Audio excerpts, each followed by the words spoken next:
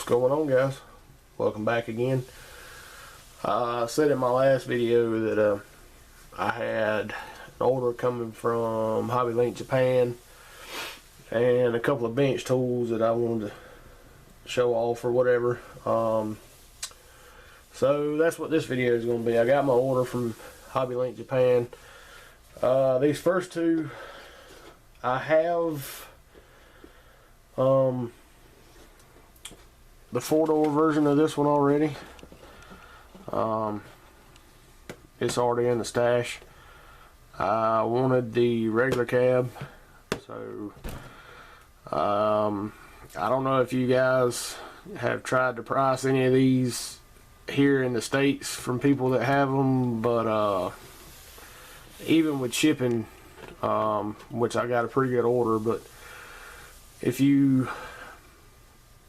take the price of the kit and then divide the shipping by how many kits I got and, you know, add that back to the price of the kit, I still got this cheaper than what most people want for just the kit around here.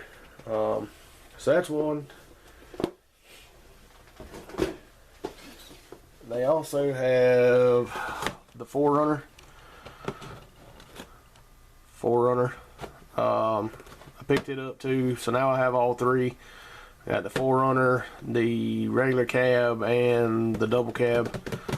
And like I said, couldn't beat the price on it even with the shipping if you divide it all up. The next three that I got from there were just kind of, hey, that looks cool, let's add it to the private warehouse sort of deals, just to make the shipping a little more reasonable than just buying two kits. I guess more justifiable. So we got this Bomex RX-7. It's not going to be done in the Fast and the Furious style, even though that's what's on the box. And I'm here to tell you, this kit is slam full of parts. It took me probably 20 minutes to figure out how to stack everything back in there after I looked at it when I got it. And even now it doesn't completely close without having a little pressure on it. But we picked this one up. Let's see. Picked up the little Volkswagen delivery bus. I always like these things. And I like these better than the 23 window or whatever. I just think the little panel version looks cool. So we got that one. I've seen a couple of you guys do this one. So when we picked up the panel, this was in the related suggestions or whatever on the website. So we picked up the little truck to go with it. So old Tom, I think, is who's doing one of these right now for the Moon Eyes dragster, but he bought a resin conversion bed for it that made it super long. That thing looks like it's going to be cool whenever he gets it done. That's it for the kits. I went to my local hobby shop. I say local, it's like 35 minutes away from here.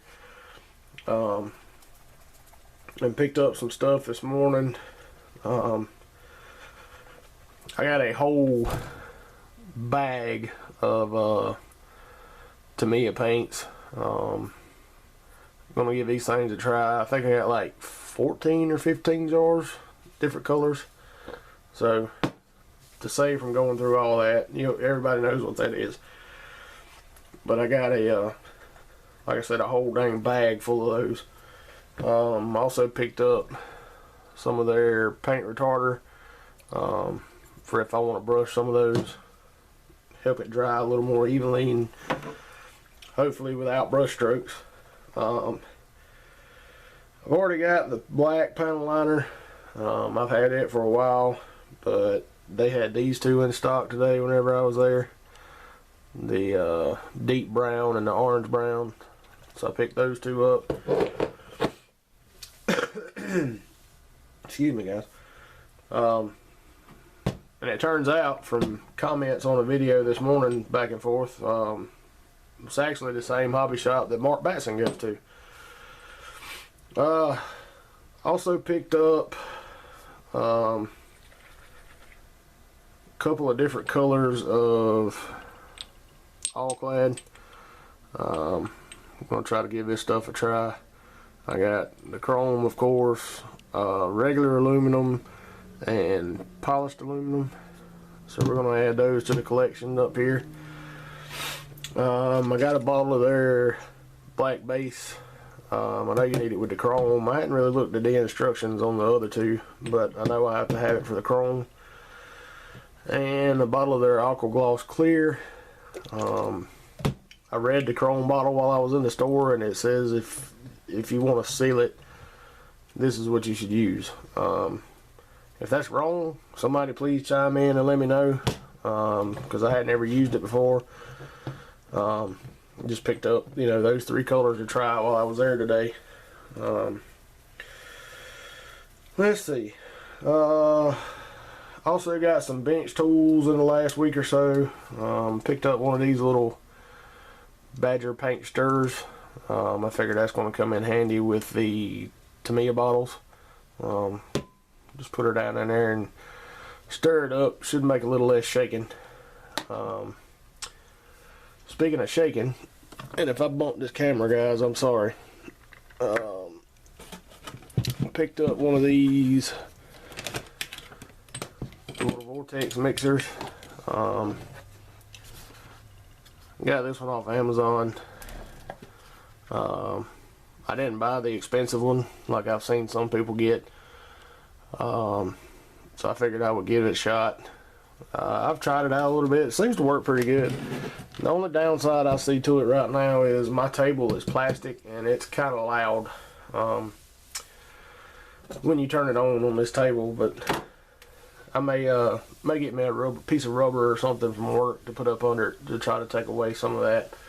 We'll see.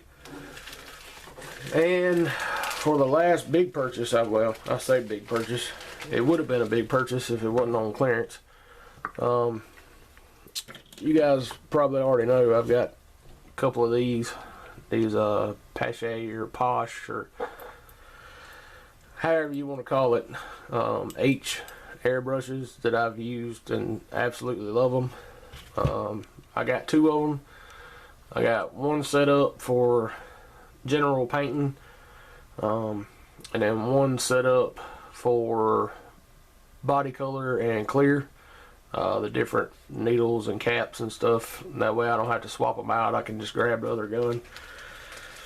But I wanted something that would be easier to clean out, and more efficient to clean out while I was doing detail painting on stuff, to keep from having to break it completely down and clean it out just to swap colors like I do with these H's. Because I used a little metal cup with the H's, and you have to just pretty much disassemble the thing to get it back to square one to swap colors. I don't know if you guys know this or not, but Pache has a clearance section on their website. Matter of fact, that's where I got one of my H's from. It's a blemished